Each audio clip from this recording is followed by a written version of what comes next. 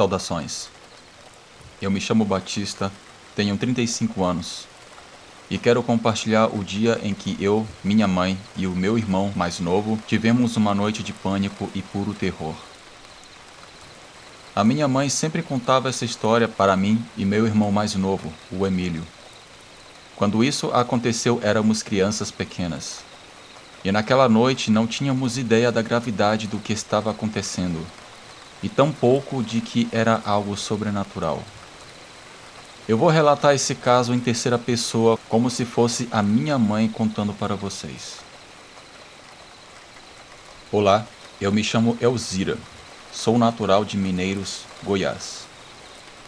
Tudo aconteceu em 1985, porém em uma cidade chamada Catalão, que também fica em Goiás. Naquela época, meus filhos Batista e Emílio eram pequenos. Eu conheci o pai deles, o Gerson, em uma festa de São João na minha cidade.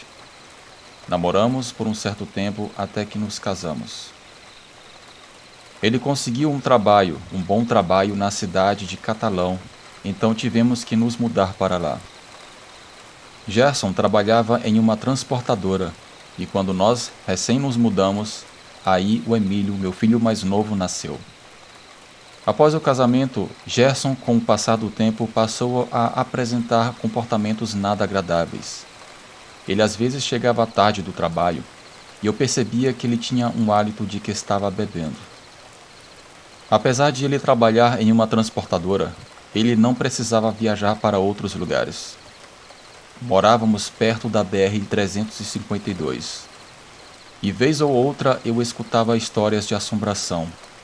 Realmente o lugar era muito estranho, e à noite era assombroso, pois onde vivíamos havia muito mato e poucas casas naquela época. Como eu disse, o Gerson, que hoje é meu ex-marido, muitas vezes deixava de comprar coisas para a nossa casa, para comprar bebida. Muitas vezes ele me deixava sozinha com os meus filhos em casa para beber, sabe-se lá onde. Eu achava que um dia ele iria mudar. Hoje eu percebo como eu fui tão ingênua naquela época. E em uma dessas noites sozinha, eu tive o que com certeza foi a noite mais sinistra da minha vida. Era quaresma naquela época, não me lembro bem o dia. Os vizinhos já estavam falando que um bicho estranho estava rondando a região e principalmente perto da BR. Nesse dia o Gerson ainda não tinha chegado do trabalho. Geralmente ele chegava às 7 horas da noite, mas já eram 9 horas da noite e nada dele chegar. Eu havia servido a janta para o Emílio e o Batista, e coloquei a janta do Gerson dentro do fogão para quando ele chegasse. Eu fiquei na sala com os meninos até que ambos pegaram no sono e os coloquei na cama. Me lembro que quando deu umas 11h30 da noite, eu decidi ir para a cama após já ter esperado em vão pelo meu ex-marido. Um detalhe que eu devo mencionar é que eu tinha uma cachorrinha chamada Madonna. Ela era uma vira-lata. Ela tinha esse nome porque eu era muito fã da cantora naquela época. Qualquer pessoa que chegasse na porta, ela começava a latir.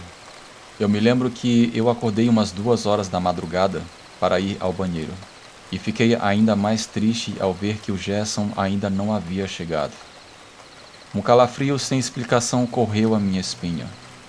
Estava um silêncio fora do normal e tenebroso. Quando eu havia acabado de sair do banheiro após usá-lo, eu escutei passos como se alguém estivesse andando na parte de trás da casa, perto da cozinha. Eu pensei que fosse o Gerson já chegando em casa. Mas eu achei estranho de estar ali perto da cozinha. Ele geralmente entraria pela porta da sala, mesmo se ele estivesse bêbado. Eu fiquei prestando atenção naquilo. Os passos iam e voltavam. Pensei que fosse um ladrão, porém, a Madonna não latia. Se fosse uma pessoa estranha, com certeza a minha cachorrinha já estaria latindo. Eu estava bem confusa com aquilo. Eu escutava o barulho como se um cão estivesse farejando o ar. Pelos barulhos que eu escutei, eu deduzi que era um cão muito maior. Eu resolvi ir na cozinha para tentar descobrir o que era ou quem estava ali fora. Seja lá o que fosse aquilo, eu percebi que de alguma forma notou a minha presença, pois começou a arranhar e empurrar a porta da cozinha. Nessa hora, o medo tomou conta de mim. A primeira preocupação que eu tive foi que as crianças acordassem, pois, se elas acordassem, poderiam se assustar e começar a chorar, o que atiçaria mais ainda o que estivesse ali fora. Ainda mais que estávamos vulneráveis, sem nenhum homem para tentar nos defender. A outra preocupação é que a porta da cozinha poderia não suportar, pois o que estava forçando a porta lá fora era bem grande. Eu peguei o botijão de gás reserva e escorei na porta.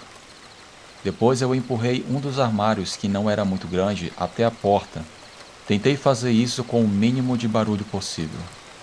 Aquela coisa lá fora continuava a forçar a porta e dava uns rosnados. Eu me lembro que na cozinha havia uma pequena janela de vidro e nela tinha uma cortina que eu havia colocado. Então decidi ver o que era. Eu pude ver um cão negro muito grande. O susto foi tanto que eu meio que dei um pulo para trás. Aquele bicho então foi até a janela e ficou me olhando. Eu nunca vi algo tão feio em toda a minha vida. Ele ficou me encarando do outro lado da janela. Seus olhos eram amarelos brilhantes. Aquele bicho tinha uma cabeça de cachorro, mas ao mesmo tempo uma cabeça de gente. Era algo muito estranho. As orelhas eram enormes. Quando ele me viu, começou a arranhar a porta ainda mais. Ele começou a morder a porta por baixo. A porta da cozinha tinha uma pequena falha na parte de baixo, e aquele monstro se aproveitou disso para tentar fazer um buraco grande na mesma.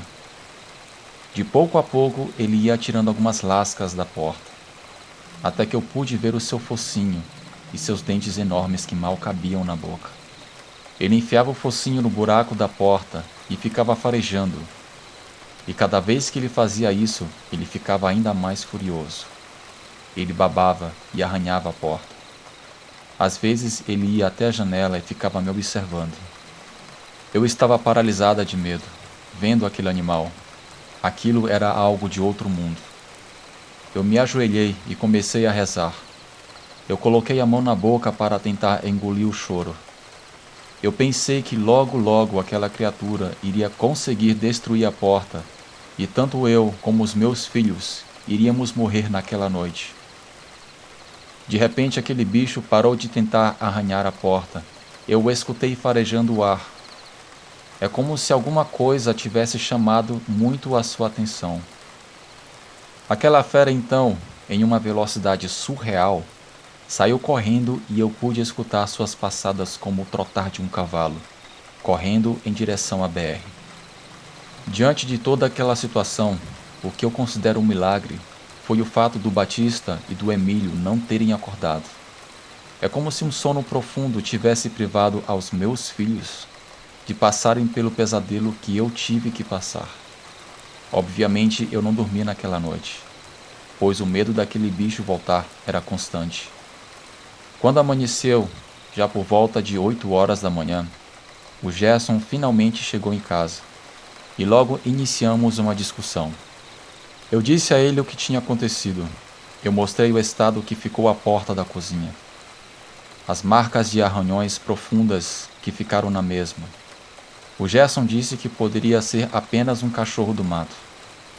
Nessa hora, eu exclamei com muita raiva para ele que aquilo não era um cachorro comum. Outra coisa que me deixou muito triste é que a minha cachorrinha, a Madonna, desapareceu. Eu procurei em todos os lados, até na BR, mas eu não a encontrei. E tenho certeza que aquele bicho, que muitos intitulam como um lobisomem, foi o responsável pelo desaparecimento do meu pobre animal. Enfim, aquela situação para mim foi a gota d'água.